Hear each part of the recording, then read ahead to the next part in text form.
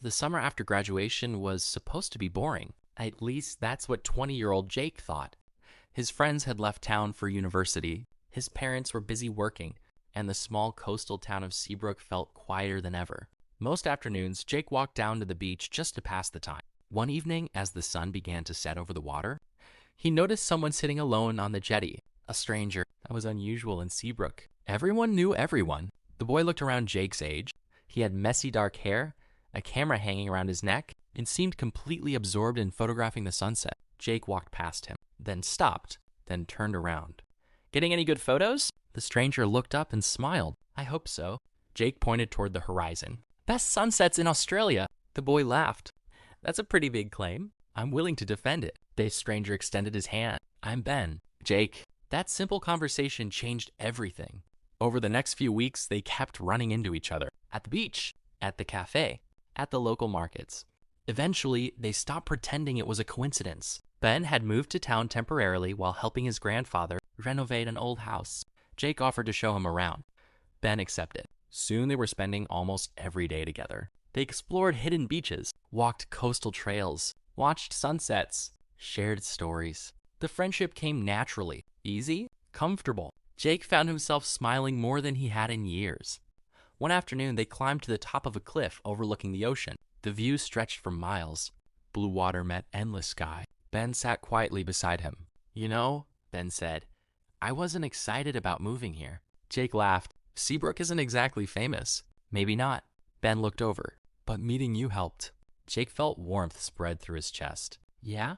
"Yeah." Neither looked away. The moment lingered. The ocean breeze rolled across the cliff. For a second, the rest of the world seemed far away. Then Ben smiled, and the moment passed. But something had changed. Jake knew it. So did Ben. Over the following weeks, the connection between them grew stronger. There were long conversations late into the night, playful teasing, inside jokes, the kind of closeness that felt different from ordinary friendship. Neither said anything about it. Not yet. Maybe both were afraid. Maybe both were waiting. Then came the storm. A summer thunderstorm rolled across town one evening. Heavy rain battered the coast. Power flickered throughout Seabrook. Jake found himself sitting on Ben's grandfather's veranda, watching lightning flash over the ocean. The storm was beautiful. So was the company. Ben glanced toward him. "You ever think about how fast life changes?" Jake nodded. "All the time."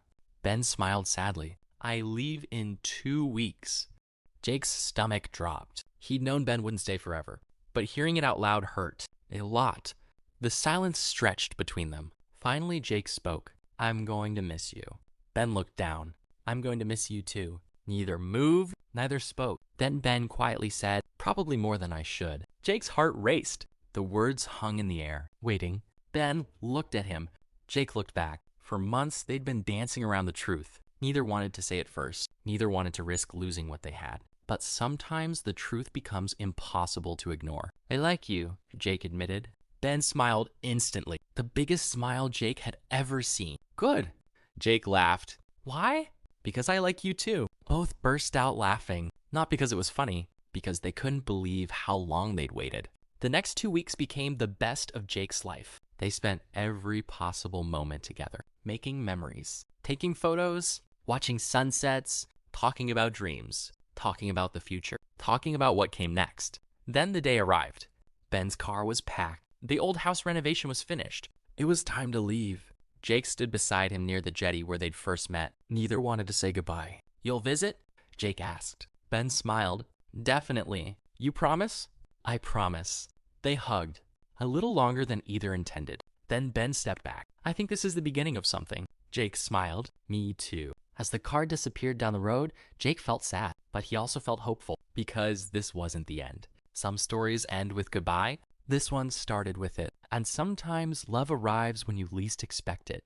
On an ordinary summer evening, at the end of a jetty, with a stranger holding a camera, and a sunset neither of them would ever forget.